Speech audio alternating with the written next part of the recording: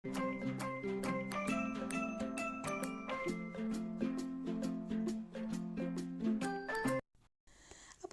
ഇന്നലത്തെ വീഡിയോ എല്ലാവരും കണ്ടോ? അപ്പോൾ ഇന്നലത്തെ വീഡിയോയുടെ കണ്ടിന്യൂഷൻ ആണ് കേട്ടോ ഇന്ന് ചെയ്യുന്നത്. അപ്പോൾ ഈ ഒരു സംഭവം ഉണ്ടാക്കിയതിന് ശേഷം അതുകൊണ്ടൊരു ബോട്ടിലായിട്ടും കൂടെ ബേസ് കോട്ട് കൊടുത്ത് ചെയ്യാനായിട്ട് പറഞ്ഞിട്ടുണ്ടായിരുന്നു. അപ്പോൾ രശ്മ സാഗറാണ് കേട്ടോ നമുക്ക് ഒരുപാട് റിക്വസ്റ്റ് ചെയ്തിട്ടുള്ളതാണ് ഈ ഒരു സംഭവം ചെയ്യണമെന്ന് കേട്ടോ.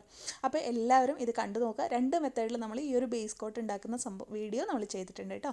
അപ്പോൾ അത് കണ്ടു നോക്കുക. അപ്പോൾ നമ്മുടെ ഈ ഒരു ബേസ് കോട്ടൊക്കെ റെഡിയാക്കി വെക്കുക എല്ലാവരും.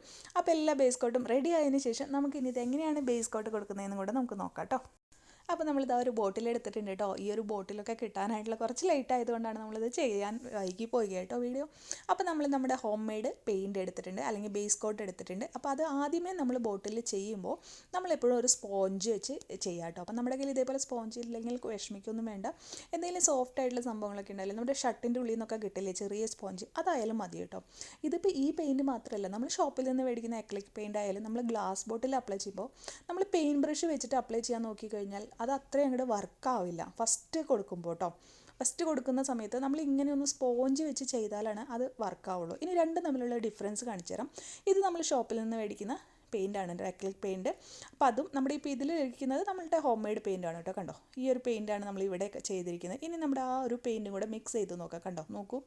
ഇപ്പോൾ രണ്ടും തമ്മിൽ നിങ്ങൾക്ക് എന്തെങ്കിലും ഡിഫറൻസ് തോന്നുന്നുണ്ടോ? രണ്ടും സെയിം പോലത്തെ എഫക്റ്റ് തന്നെയാണ് കിട്ടുന്നത് കേട്ടോ. ഓക്കെ, പിന്നെ ആകെ ഒരു വ്യത്യാസം എന്താണെന്ന് വെച്ചിട്ടുണ്ടെങ്കിൽ ആ ഒരു ഷൈനി മാറ്റ് ഫിനിഷ് ആയിരിക്കും നമ്മൾ ഉണ്ടാക്കിയതിന്. ആ ഒരു ഡിഫറൻസ് മാത്രമേ ഉള്ളൂ കേട്ടോ. കണ്ടോ, ഇത് തമ്മിൽ ഇപ്പോൾ ഏതാണ് നമ്മൾ ആ പെയിൻറ്റ് യൂസ് ചെയ്തത്, ഏതാണ് നമ്മുടെ ഹോം മെയ്ഡ് പെയിൻറ്റ് എന്നൊന്നും മനസ്സിലാവാത്ത പോലെ ആയില്ലേ ഇപ്പോൾ. അപ്പോൾ ഇതേപോലെ നമ്മൾ ബേസ് കോട്ട് ഒറ്റ കോട്ട് ഇങ്ങനെ കൊടുത്തെടുക്കുക കേട്ടോ. അപ്പോൾ ഇത് കൊടുത്തതിന് ശേഷം നമ്മൾ ഇത് ഉണങ്ങാൻ വേണ്ടി മാറ്റി വയ്ക്കണം. ഇത് ഉണങ്ങിയതിന് ശേഷം വേണം അടുത്ത കോട്ട് കൊടുക്കാൻ. ഇത് നമ്മളുടെ ഹോം മെയ്ഡ് പെയിൻ്റ് ആണെങ്കിലും ശരി, ആക്രിലിക് പെയിൻ്റ് ആണെങ്കിലും ശരി, നമ്മളിത് ശ്രദ്ധിക്കണം കേട്ടോ. അപ്പോൾ കുറേ സ്ഥലത്തൊന്നും എത്താത്തത് അവിടെയാണ് ഞാൻ വീണ്ടും കൊടുക്കുന്നത് കേട്ടോ, പെയിൻറ്റ് തട്ടാത്ത ഭാഗങ്ങളിൽ. ഇനി ഇത് നമുക്ക് ഉണങ്ങാൻ വേണ്ടി മാറ്റി വയ്ക്കാം. അപ്പോൾ ഒരു ഫുൾ ഡേ വെച്ചു കേട്ടോ. അപ്പോൾ അത് നന്നായിട്ട് ഉണങ്ങിയിട്ട് വന്നിട്ടുണ്ട്. എനിക്ക് ടൈമില്ലാത്തതുകൊണ്ടാണ് കേട്ടോ ഫുൾ ഡേ വെച്ചത്. പിന്നെ വേറെ പരിപാടിയായിട്ട് പോയി, അതുകൊണ്ടാണ്. നമ്മുടെ പെയിൻറ്റ് എന്താ ഒരു ദിവസമായിട്ടും ഒരു കുഴപ്പമില്ലാതെ ഇരിക്കുന്നുണ്ട് കേട്ടോ. നന്നായിട്ട് എയർ ടൈറ്റായിട്ട് ക്ലോസ് ചെയ്ത് വെച്ച് കഴിഞ്ഞാൽ ഒരു പ്രശ്നമില്ലാതെ നമ്മുടെ പെയിൻറ്റ് നമുക്ക് പിന്നെയും യൂസ് ചെയ്യുകയും ചെയ്യാം കേട്ടോ. അപ്പോൾ അതാ ഇനി നമ്മൾ പെയിൻറ്റ് ബ്രഷാണ് കേട്ടോ യൂസ് ചെയ്യുന്നത്. അപ്പോൾ നന്നായിട്ട് പിടിക്കും. അല്ലെങ്കിൽ ഈ പെയിൻറ്റ് ബ്രഷിൻ്റെ സ്ട്രോക്സൊക്കെ നമ്മുടെ ബോട്ടിൽ ഫസ്റ്റ് കോട്ട് തന്നെ നമ്മൾ പെയിൻറ്റ് ബ്രഷ് യൂസ് ചെയ്താൽ വരും. അതുകൊണ്ടാണ് നമ്മൾ ഇങ്ങനെ ചെയ്യുന്നത് കേട്ടോ. ഇതിന് പകരമായിട്ട് നമ്മളുടെ അക്രിലിക് കളേഴ്സ് ഷോപ്പിൽ നിന്ന് മേടിക്കുന്നുണ്ടല്ലോ, അത് ചെയ്താലും ഇങ്ങനെ തന്നെയാണ് കേട്ടോ. ഞാൻ ജസ്റ്റ് പെയിൻറ്റ് ബ്രഷ് ഒന്ന് മാറ്റി വലുത് വെച്ച് ചെയ്തു കേട്ടോ. അപ്പോൾ പെട്ടെന്ന് പണി കഴിയില്ല, അതിന് വേണ്ടിയിട്ടാണ്.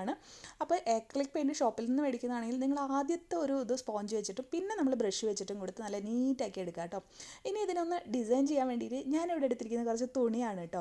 തുണി എടുത്തിട്ട് ഇതേപോലെ ഫ്ലവറുള്ള തുണി എടുത്തിട്ട് അതൊന്ന് ജസ്റ്റ് കട്ട് ചെയ്ത് കൊടുക്കുകയാണ് കേട്ടോ. ആ ഒരു ഫ്ലവർ ഡിസൈനൊക്കെ ഒന്ന് കട്ട് ചെയ്ത് എടുക്കുകയാണ്.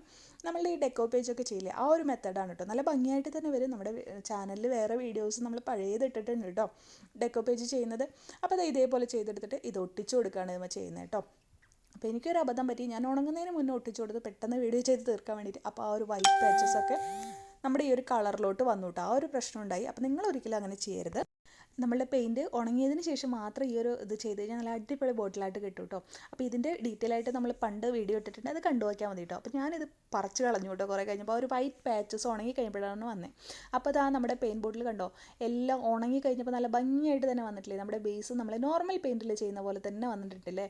അപ്പോൾ ഞാൻ വെച്ചു ഇനിയിപ്പോൾ ഒന്ന് സ്റ്റെൻസിലായിട്ട് ഇതുമ്പോൾ ചെയ്ത് നോക്കാം. പെയിൻറ്റ് എങ്ങനെയാണ് വരുന്നതെന്ന് അറിയണ്ടേ. അപ്പോൾ അതിനായിട്ട് നമ്മളിതാ ഒരു സ്റ്റെൻസിൽ എടുത്തിട്ട് അതങ്ങനെ ചെയ്തെടുക്കുകയാണ് കേട്ടോ.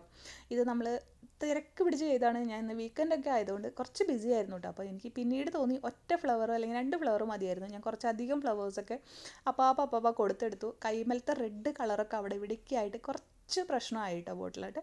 അപ്പോൾ ചെയ്യുമ്പോൾ ഒന്ന് ശ്രദ്ധിച്ചെടുത്താൽ മതി. നമുക്ക് പെട്ടെന്ന് ചെയ്തെടുത്തുകൊണ്ടാണ് ഇങ്ങനെ വന്നത് കേട്ടോ. ഓക്കെ, അപ്പോൾ ഫിനിഷ് ചെയ്ത് ഇതേപോലെ ഒരു ഫ്ലവർ കൊടുത്താൽ മതിയായിരുന്നു. നല്ല ഭംഗിയായിട്ട് തന്നെ ഇരിക്കുന്നുണ്ട്. നമ്മൾ ആ ഒരു ഫ്ലവർ കൊടുത്ത കളറും നല്ല ഗ്ലോസി ആയിട്ട് തന്നെ, അതായത് എടുത്ത് കാണിച്ച് നല്ല വൃത്തിയായിട്ട് തന്നെ ഇരിക്കുന്നുണ്ട് കേട്ടോ. അപ്പോൾ വീഡിയോ ഇഷ്ടമായോ? എല്ലാവരും അഭിപ്രായങ്ങൾ പറയണേ എങ്ങനെയുണ്ടെന്ന്.